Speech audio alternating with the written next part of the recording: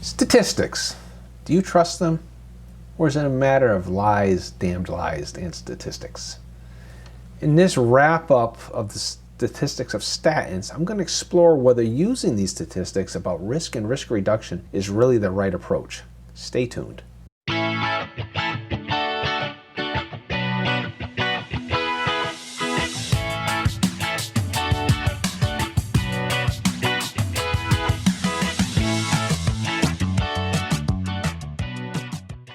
First of all, I just want to give you a fair warning. In this video, I'm going to be actually covering a lot of miscellaneous topics that really don't merit their own individual video on it. And then I'll also be tying together all the statistical talk that I've been having over the past 5 videos. So for a recap, all the statistical analysis that I've been doing, it can be boiled down to these simple principles. First of all, statins are not wonder drugs.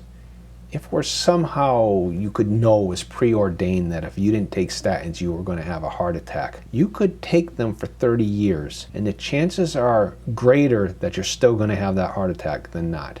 They're simply not wonder drugs. They're just part of an arsenal of potential treatments. Secondly, group statistics should not guide the individual's decisions on the use of statins. Okay, I've talked about on numerous occasions how group statistics don't apply to individuals, and just looking at ratios, looking at risk values, well, some people with very high risk still don't have heart attacks. Some people with very low risk still do have heart attacks. So there's a fundamental problem there.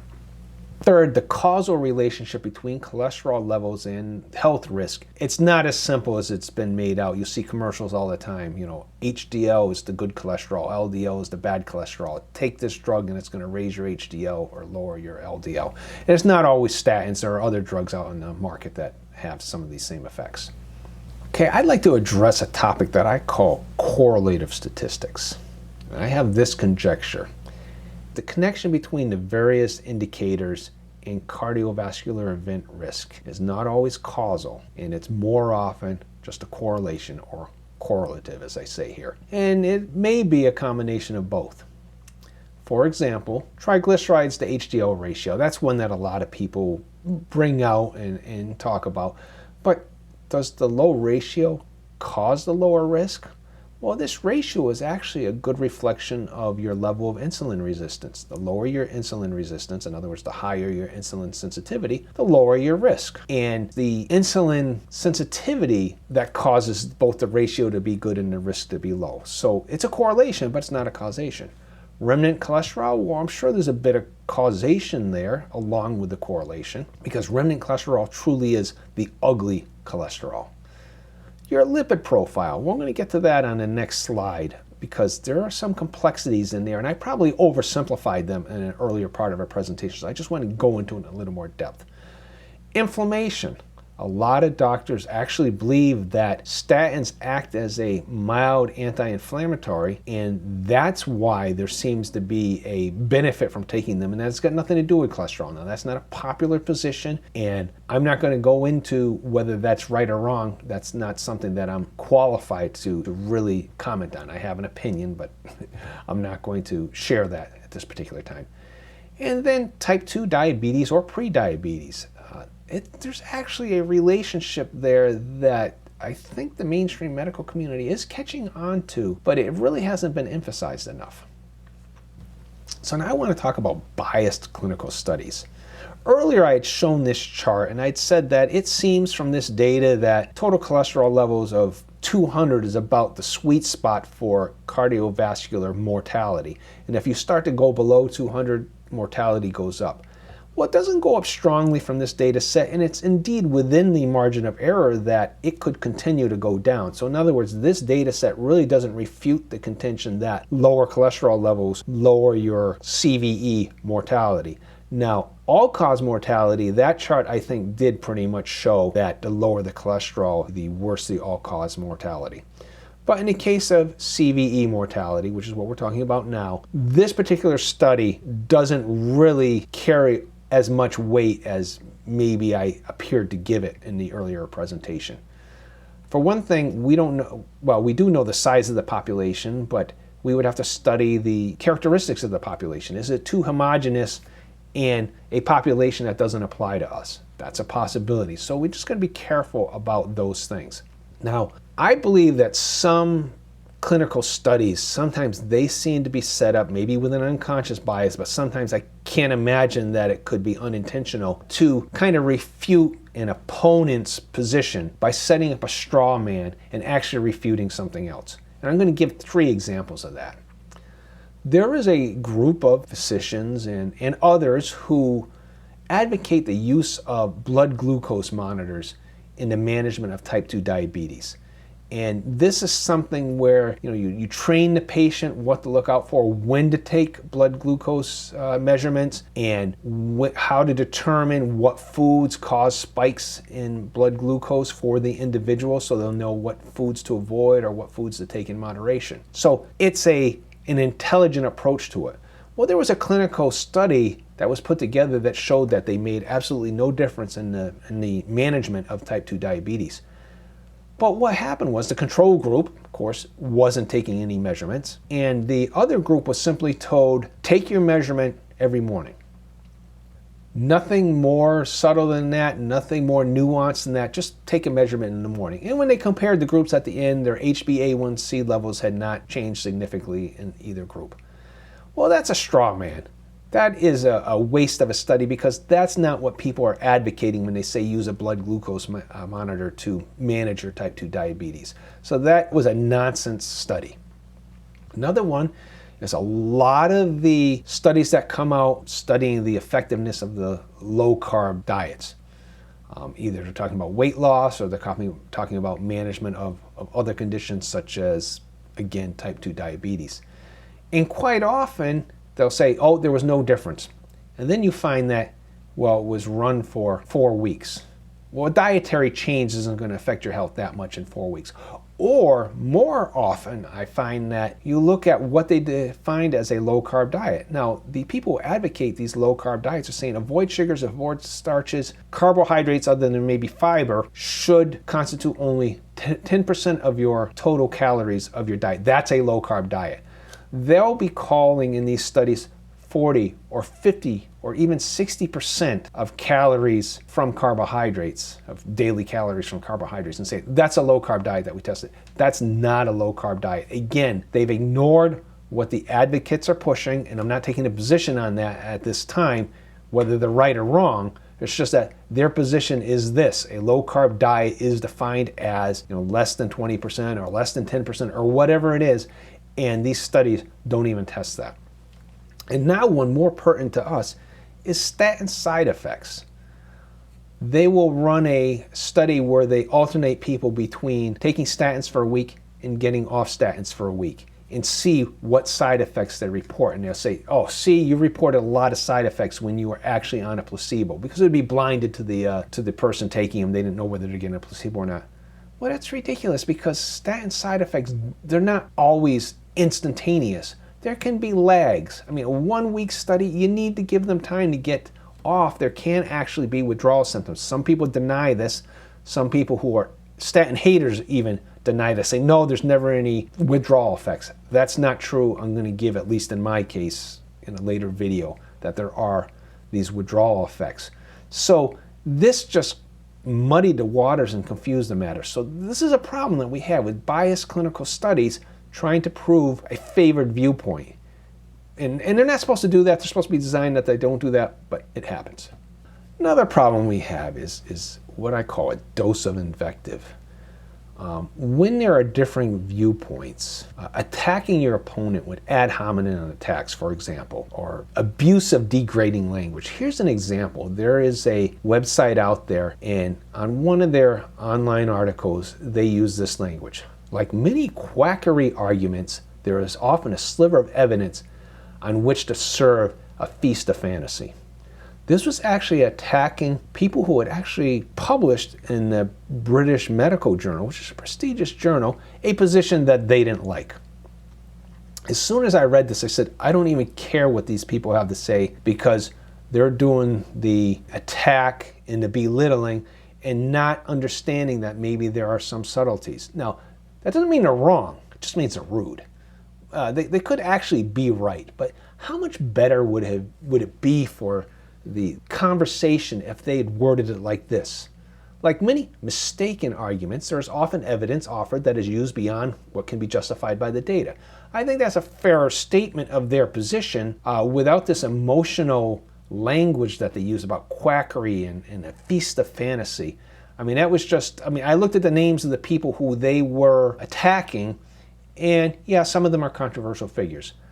But in other cases, they are actually following the rules of scientific inquiry by having clinical studies. Maybe they have unconscious biases in them, but that's why you publish and have peer reviews. So this kind of language is just not helpful. And I'm sure they would consider this entire video series that I've done, they would consider it quackery. Okay, now let's talk about alternate treatments for lowering CVE risk. And they usually come in two forms, diet and exercise. I'm not going to talk about exercise today, I'm just going to talk about diet. But it's commonly cited as a better way than statins to reduce risk, and I think it probably is. Here's a couple examples though. The Mediterranean diet. There was a 1994 study that showed that it could reduce risk, and it has a number needed to treat of 12. Well, there's no context there. You know, I had said in an earlier video that number needed to treat needs a better context, but just hold that one in mind. Then there's this thing called the Piapi diet, and it claims that a number needed to treat of 18.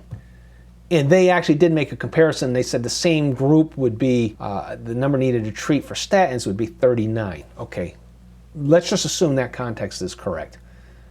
To tell you the truth, 18 doesn't impress me much more than 39. I mean, this is a marketing disaster from my point of view to be trying to push this diet and say, yeah, there's a 1 in 18 chance that it's going to help you. Changing a diet is a difficult thing, and you know, they give all sorts of recipes and books about it and stuff like that, and it's just like, I look at it and I say, this is not helping the cause. I mean, this diet may be perfectly good, it may improve your health in many, many different ways. I'm sure it could, but telling me that the number needed to treat is so much better than statins because it's 18 rather than 39, yeah, it's a lot better, but it sucks. These numbered NNTs for these diets as presented don't impress me. That doesn't mean that I'm not an advocate of a good diet. I'm thinking that maybe you should just stop eating junk, processed foods with a lot of processed carbohydrates in it. Eat more vegetables, some fruits such as berries, and other whole foods. And that's one of these marketing terms maybe. It's not really, it's actually a good term. Whole foods are foods that like don't come with a barcode on them. You know, fresh meats, salmon, fresh vegetables, like I said, the fruits, as long as they're not these high sugar fruits that have been genetically modified over the years to just give you a shot of sugar.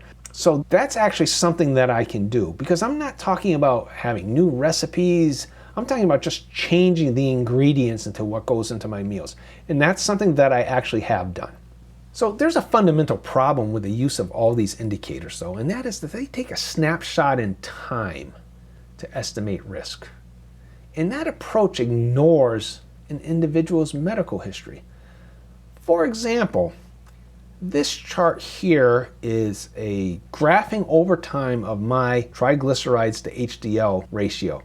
Now you may recall that I said it was back in 2011, it was 7.45. I actually went back one measurement before that just to show you that, you know, it had been up and down, up and down. Around that second peak there, which is almost 6, was when I learned about changing my diet, and I did change my diet, and I brought that ratio down. If a risk calculator really did use this value, or if you were to look at it and just assess my risk based on one reading, this one to the far right, oh, I have a ratio of 1.47. It's the best it's ever been. And we could compare that to what I call the gold standard. A value of 2 for that ratio is what I call the gold standard, and a value of 1 is like the platinum standard. So you could compare me to somebody who has a 2, and they've always had a ratio of 2, and say, oh, you're in better, you have a lower heart risk than them, you're better off than they are. But is that really true? That's ignoring the whole history. Presumably, all this time that I had that high ratio, bad things were happening to me. And that just doesn't go away simply because I've improved things now, because there's an accumulated history there. So there's another approach, and that's what I want to get to next. Here's a different approach. I've always wanted a direct measure of this cholesterol damage. My doctors tell me, your cholesterol is too high, it's clogging your arteries. Like, okay, show me how clogged my arteries are. No, just take your statin and be a good boy. Well, that doesn't cut it for me. So I think we should look at your arterial history. In other words, what has all this so-called bad stuff that's been happening in our bodies, what has it accumulated? Now, this book here that I show, Prevention Myths by Dr. Ford Brewer and Todd Eldridge, Dr. Ford Brewer has a YouTube channel that I really recommend people go watch. Now, I recommend that you read the book. I'll put a link to it. I don't get anything from it. I have no business relationship. I have never met Dr. Brewer. I have had some YouTube commentary conversations with him, so to speak, but I don't get, 10 cents a book or anything like that. It's a good book, and he does get into the biology of it to a level that I couldn't possibly. But if I could summarize some of the tests he's talking about, well, he's talking about detecting accumulated soft plaque. His contention is soft plaque is the problem, because that's the stuff that can break off and clog an artery in your heart, giving you a heart attack, or an artery in your brain, giving you a stroke. And some of the tests that he recommends are the CAC, or coronary artery calcium score, the CIMT, which is the carotid intima media thickness test, and the CTA, which is computerized tomography angiogram. Now, the book explains what all these are. I think he has some other things in there that he explains.